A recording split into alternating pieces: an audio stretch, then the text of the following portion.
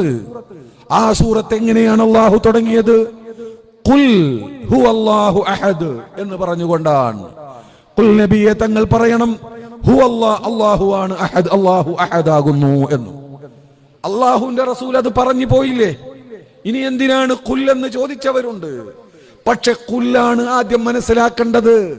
ഈ ഖുൽ ഹുവല്ലാഹു അഹദ്, അല്ലാഹു സ്വമദ്, ലം യലിദ് വലം യൂലദ്, ഇത് ഖുർആനാണെന്നും ഇത് വിശദീകരണമാണ്, ശരിയായ വിശദീകരണമെന്നും നീ അംഗീകരിക്കണമെങ്കിൽ ആദ്യം റസൂലിനെ മനസ്സിലാക്കണം.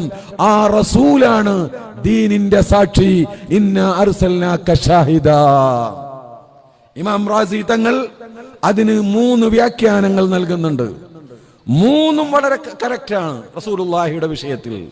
ഒന്നാമത്തെ വ്യാഖ്യാനം സാധാരണ നമ്മൾ പറയുന്ന വ്യാഖ്യാനം. രണ്ടാമത്തെ വ്യാഖ്യാനം ഐ ഷാഹിദ ലാ ഇലാഹ ഇല്ലല്ലാഹ്, ലാ ഇലാഹ ഇല്ലല്ലാഹയുടെ ഷാഹിദാണ് റസൂലുള്ളാഹി, അതിന്റെ ദൃഷ്ടാന്തമാണ് റസൂലുള്ളാഹി. ലാ ഇലാഹ ഇല്ലല്ലാഹയെയും ദീനിനെയും മനസ്സിലാക്കാൻ നബിയെ മനസ്സിലാക്കുകയും നബി സല്ലല്ലാഹു അലൈഹി വസല്ലമ തങ്ങളുടെ വ്യക്തിത്വത്തെ വേണ്ട വിധത്തിൽ ഉൾക്കൊള്ളുകയും ചെയ്യുക എന്നത് മാത്രമാണ് മാർഗം. ഞാൻ പറയട്ടെ, റസൂലുള്ളാഹി പറയാണ് നമ്മളോട്, ഇതാ എന്റെ മേൽ ഇറക്കപ്പെട്ടു, എന്റെ മേൽ ജിബ്രീൽ വന്നു, എനിക്കിതാ ആയത്തിറങ്ങിയിരിക്കുന്നു. എന്താണ് ആയത്ത്?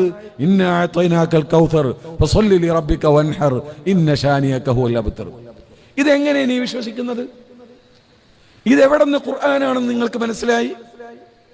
അത് റസൂലുള്ള പറഞ്ഞു എന്ന തെളിവല്ലാതെ ഒരു തെളിവും ഈ ലോകത്തില്ല.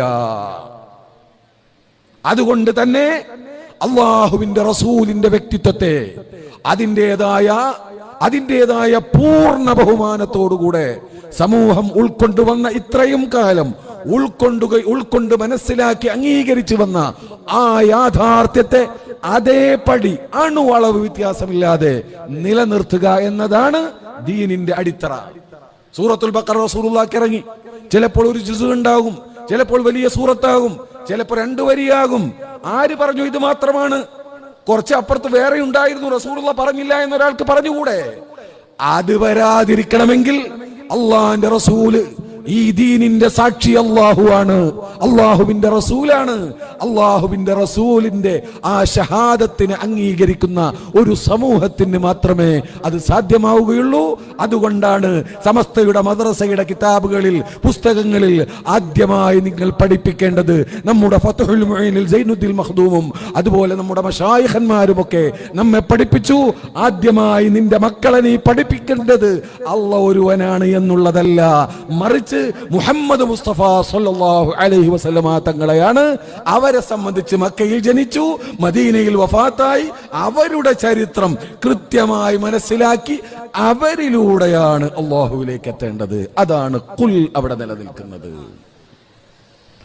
അതുകൊണ്ട് ഈ വിഷയത്തിൽ അല്ലാഹുവിന്റെ അമ്പിയാക്കൾ, പ്രത്യേകിച്ച് റസൂലുള്ളാഹി സ്വല്ലല്ലാഹു അലൈഹി വസല്ലമ തങ്ങളുടെ ആ ഒരു മഹത്വത്തെ നിലനിർത്തുന്നതിൽ സമസ്ത കേരള ജംഇയ്യത്തുൽ ഉലമക്ക് ഒരു വിട്ടുവീഴ്ചയും ചെയ്യാൻ കഴിയില്ല.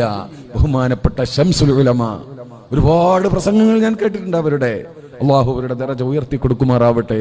അള്ളാഹു അവരെയും നമ്മയും ജന്നാത്തുൽ ഫിർദൗസിൽ ഒരുമിച്ച് കൂട്ടി തരുമാറാവട്ടെ. എല്ലാ പ്രസംഗങ്ങളിലും അവർക്ക് പറയാനുള്ളത് അംബിയാഇന്റെ ഇസ്മത്ത്, ഔലിയാഇന്റെ മഹത്വം.